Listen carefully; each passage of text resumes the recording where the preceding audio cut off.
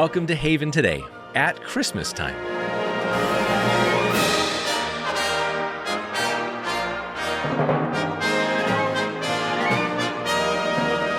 A child was unknowingly taken to a secret magical place only to find out years later he doesn't belong. What happens next is a comical Christmas journey to discover who he really is. Starring Will Ferrell, Elf was released in 2003, and it's a movie many watch Christmas after Christmas. Ferrell plays Buddy, who thinks he's an elf growing up, but when he discovers he really is human, he heads to New York to find his dad. Well, it doesn't have much to do with the real Christmas story, but the theme of knowing your identity is important. Do you know who you are? The Bible teaches us we're all made in God's image, to know Him, glorify Him, and enjoy Him. You don't have to go to New York to find your Father. Jesus said, He is the way, the truth, and the life, and through Him we have access to the Father. I'm David Wollen, sharing the great story that's all about Jesus. We're in a short series now, leading us up to Christmas Day, a series called God Breaks the Silence. And we may not realize it when we open up the New Testament, but God's people had, for 400 years, not heard from the Lord. Malachi was the last prophet, and then silence. But then God moved, and when He spoke, it was nothing like what everyone expected. God broke the silence by sending an angel, the one who stands in the presence of God. He sends Gabriel to announce that a child, the forerunner to the Messiah, will be born to an elderly priest named Zechariah and his wife Elizabeth. Here you have a great angel who materializes out of nowhere in the most mysterious room in the whole world in front of a frightened priest and gave him incredible news about the new work that God is going to do on this planet. That's pastor and author Robert Morgan, who will be joining me shortly for a conversation about the story of Luke chapter 1. But first, I do want to let you know a couple of things. One, generous friends of Haven have put up a $60,000 matching challenge, which is now active. And considering we entered December with a budget gap of about $600,000, this is amazing timing. But that matching challenge will not be maximized without your responding today. And when you do, here's the second thing, I'd love to send you a copy of Robert Morgan's new book, God Hasn't Forgotten You. It's our way of saying thank you. This is an amazing way both to end one year and begin a new one with your eyes on the new things that God is going to do in the year ahead. It's our thank you for your gift, which you can make by calling us at 865-HAVEN, 865-HAVEN, or you can give online at haventoday.org, haventoday.org. This is Haven Today. I'm David Wollen, and back with us again, Robert Morgan, author and pastor from Nashville. Welcome, Robert. Thank you, David. So happy to be with you. Well, I'm really enjoying this. We opened up the book of Luke, just the introduction prologue section yesterday. Today we're jumping back into, it's really the backstory to what we know is the Christmas story, but in reality, it starts in Luke 1, and that's where we are. And we're jumping in today at a time when this elderly couple, Zechariah and Elizabeth, have no idea something incredible that they've been praying for and at this point have given up on, I think. But as someone very close to me likes to say, our prayers never expire. And I think they are living proof of that, don't you think? They are. There are so many elements woven into this story. You cannot read Luke chapter 1 without being blessed in a multitude of ways because of the interactions of various biblical truths within the verses and within the story. But, there's a verse that I love in 2 Chronicles that says, the eyes of the Lord range to and fro throughout all of the earth to show Himself strong on behalf of those whose hearts are fully devoted to Him. And that verse came to my mind as I looked at this. There in the hills of Judea, in the providence of the timing of God, the eyes of the Lord were ranging from town to town, from village to village, to look for a couple whose hearts were fully devoted to them to do something special. And I think the eyes of the Lord are ranging around the world today to look for people whose hearts are fully devoted to Him to do unexpected things in their lives. And the eyes of the Lord saw Zechariah and Elizabeth. They were elderly. They were suffering from the lack that they'd never had a child, which in the Hebrew culture was a greater tragedy than it even is today, Mm-hmm. as painful as it can be.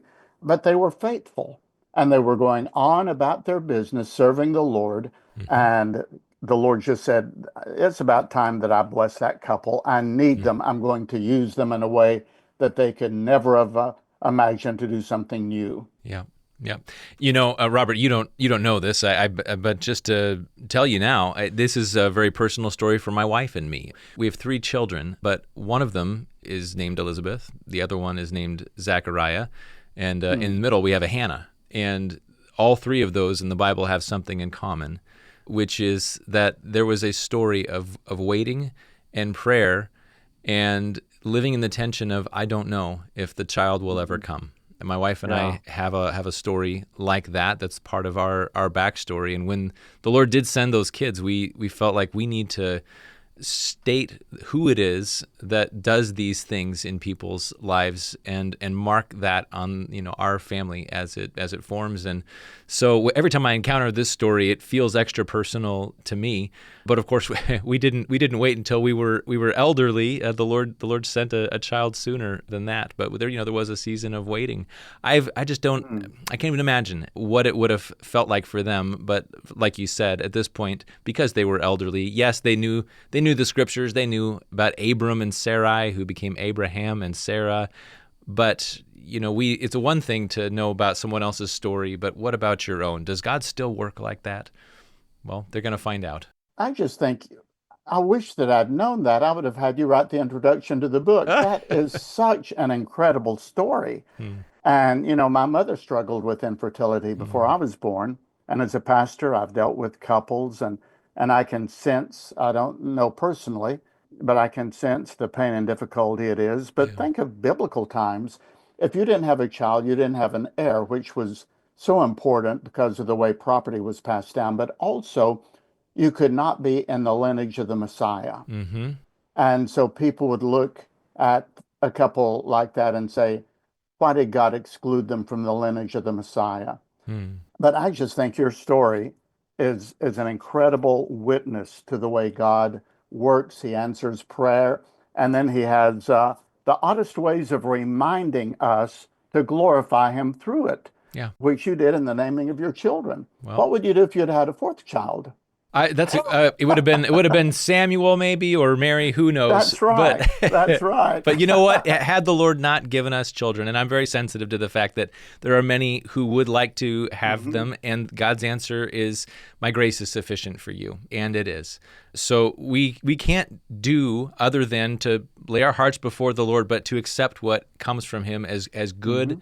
and right and according to His wisdom, and whatever it is that we do not Yes. have in this world, what is coming in His presence in eternity will so far greatly surpass that it will have been worth it, whatever we've endured. So, we don't know what it would have been like for our story to go different, but none of us do. None of us do. The Lord has No. laid out our steps for us, as He did with Zechariah and Elizabeth, and there's something that you said in your book that I was very taken with. Just an interesting observation having to do with God's timing for our lives and for all that was going on. And you go into the back history of all that's going on, but in their lives, this was a very specific moment for him being in the tribe of Levi, that he was able to serve in the temple. And you went into great detail, which I think would be of great interest to our listeners. Do you want to open that up a little bit for us? Sure. In Old Testament times, people did not go into the temple the way we go into church. They just came and gathered around the temple because inside the temple was the Shekinah presence of God. It was very holy, very sacred space. And the temple itself was divided into 2 rooms. The innermost room, the Holy of Holies, where the Ark of the Covenant was, only the high priest could go into once Mm-hmm. a year. But in the first room, there were different pieces of furniture that had to be tended to. And so priests were chosen by lottery to go into those rooms twice a day. And most priests never were allowed to. Mm-hmm. They were very curious about what the rooms looked like and hoped to be chosen, But there were so many priests that most were never chosen. But on this particular day, Zechariah was chosen to go in and to offer incense on the altar of incense. So inside this room was the candelabra or the menorah with the seven candle stands. There was also a table of showbread, and right in front of the veil separating the holy place from the most holy place was this little altar of incense. So, according to Alfred Edersheim, three men would go in, three priests. One would clear off the ashes from the day before or from the previous session, and he would back out of the room. The second one would lay down coals of fire from the altar outside where the animals were being sacrificed, then he would back out.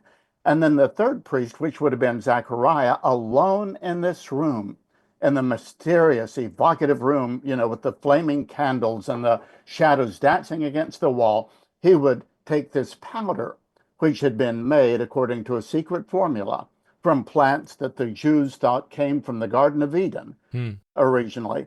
And he would sprinkle this incense, this powder, on the coals, and the fragrance would go up heavenward, and it was representing the prayers of God's people. So he would pray for Israel and for other needs while he was doing it. And outside, all of the people would gather twice a day, in the morning and then at 3 in the afternoon. And they would be praying on the outside. And then the priest was to come out and to give the blessing to everybody to end the time. The Lord bless you and keep you. The Lord make his face to shine upon you and be gracious to you. The Lord lift up his countenance upon you and give you peace. So that was the ceremony. And people gathered for it. And Zechariah was chosen by Lot on this particular day. But David, it was no accident. It was all synchronized by God, who synchronizes every detail about the lives of his children. And just that fact was so meaningful to me that nothing happens to us by accident. We go through life, and I can see it now more as I look back on my life, that God created opportunities and he allowed things to happen, good and bad, and his timing on various things was so clear now as I look back at it, that A.W. Tozer said, we travel an appointed way. And I can see that. So what happened to Zechariah here appeared to be random, but there's nothing random about it. The same God who orchestrated this moment also knows how to orchestrate the details of every single day of our lives. Yeah, yeah. And what a scare Zechariah got. We all know what it feels like to maybe think we're in an empty house but somebody's there and we didn't know, and we hear a footstep or a door opens and we just, almost jump out of our skin. There's just an involuntary fright. Yeah. I can't even begin to imagine what it would be like to have that in the temple at a moment like this, a once-in-a-lifetime moment, and it's not just a person, it's an angel of the Old Testament who quickly identifies himself. But this angel, every time he appears, as I understand it, at least until he appears to Mary, like when he does for Daniel, Daniel is weakened and he's on his bed for days. He can't get up and get back to service after he has this encounter with Gabriel. So whatever he looked like, it must have been somewhat fearsome. And I think that is testified to by the fact that his very first words to him are, "Do not be afraid, Zechariah." He must have been. Well, there are angels all around us. The Bible is populated with angels. They are as common to the Lord as human beings are or as animals are. We underestimate the presence of angels around us. Yeah, you're right about that. Only two angels are mentioned in the Bible by name, two good angels, and that's Michael and Gabriel. And as you said, Gabriel shows up twice in the book of Daniel, and 700 years later, when he shows up in Luke chapter 1, first to Zechariah, then to Mary, he hasn't aged a single day. And every one of those four occurrences of Gabriel in the Bible has to do with announcements relating to the Messiah. But yeah, the Greek here is very strong when it says that Zechariah was seized with fear. I think he nearly had a heart attack. I'm sure he clutched his chest, he jumped, he was tremendously surprised. But Gabriel said, "Do not fear." That's one of the many do not fears, by the way, in the Christmas story. I went through once and counted all the times in Matthew 1 and 2 and Luke 1 and 2 that the Lord has to tell people, don't be afraid, Yeah. because God can be shocking. Yeah. And what he does to us can be shocking, and what he does for us can be shocking, and the circumstances around us can be frightening. But the Lord tells us, don't be afraid. Those were the first words that Gabriel, or actually, it's the first words that God had spoken for 400 years since Malachi Yeah, that's had right. ended his ministry. The first words that God spoke in 400 years were, do not be afraid. And some of the last words Jesus spoke were, That's right. let not your hearts be troubled. Yeah. So that's a powerful reassurance to us. It is, and it seems to be something we need to carry with us. We mentioned yesterday in our conversation that in many ways this is a story of new beginnings. And I don't know about you, but every new beginning that I was aware of, and some new beginnings that God orchestrates, they just enter in. We don't know they're coming. But every new beginning, there's a bit of fear, I think, that goes with it because, we're still in the flesh. We're still learning to trust our almighty, omnipotent God who cares for us so intimately that our hairs are numbered. But there's something in us that just has to learn that the hard way. And I think that's very true for Zechariah. He has a lesson to learn the hard way. And this is something that's very, very interesting to me. So Gabriel tells him that his wife Elizabeth is going to bear a son and that they're to call his name John. And he gives him these precious words. He's going to be a joy and a delight to you. Many will rejoice because of his birth. I mean, what parent, future parent, doesn't just delight with other people's delight, let alone an angelic pronouncement saying that these things are going to be true?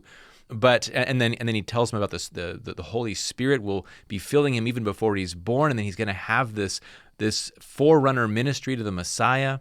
And then Zechariah responds with this question, and it looks, maybe in the English anyway, a little bit innocuous to us. I think like, oh, well, that's not that big of a deal, He says, well, how can I be sure of this? I am an old man, and my wife is well along in years. It seems like a fairly straightforward question, don't you think? Well, it does, and it's exactly the way that I would have responded to, I think. Yep. Here you have a great angel who materializes out of nowhere in the most mysterious room in the whole world in front of a frightened priest and gave him incredible news about the new work that God is going to do on this planet, and that is going to start with Zechariah. You would think that would be persuasive. And Zechariah was not an atheist. He was not an agnostic. He was not a doubter. He had studied the scriptures all of his life. He was literate. He could read and write. He had the scrolls. He was a priest. He knew he had much of the Bible memorized. Yeah. Well, it says righteous in the sight of God, observing all the Lord's commands and decrees blamelessly, back in verse 6. That's right. The estimation of who he and his wife were. And yet at that moment, in the area of his greatest life grief, he faltered in his faith. Mm-hmm. And I love this because I do the same thing. Mm-hmm. I mean, here I'm facing a crisis, or I get bad news out of nowhere, or something happens, and God says, thou will keep him in perfect peace whose mind is stayed on thee because he trusts in thee. And God says all these things will work out for good to those who love the Lord. And the Bible says, cast all your cares upon him because he cares for you. But what do?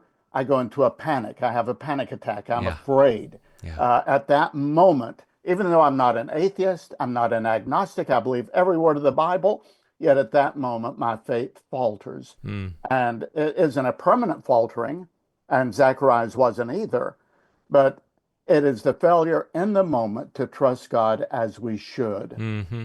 Zechariah, I think, is just a stand-in for you and me and all of us who haven't grown as much in our faith as we need to, but who are growing, hopefully, through every experience, and like Zechariah, becoming stronger and able to trust the Lord more and more. Yeah. Yeah.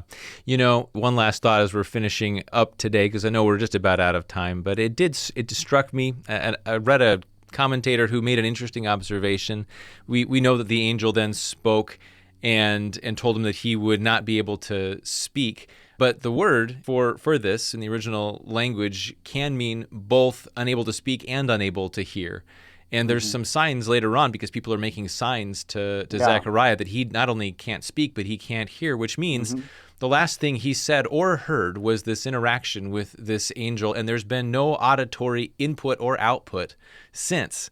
And then it's not until the Lord brings this about that his tongue is loosened. And I know you love hymns. I was thinking a bit of the hymn for 1,000 tongues to sing. Yeah. Hear him, ye deaf, his praise, ye dumb, your loosened tongues employ. And boy, does he ever, but we're jumping ahead. That's at the end of chapter 1.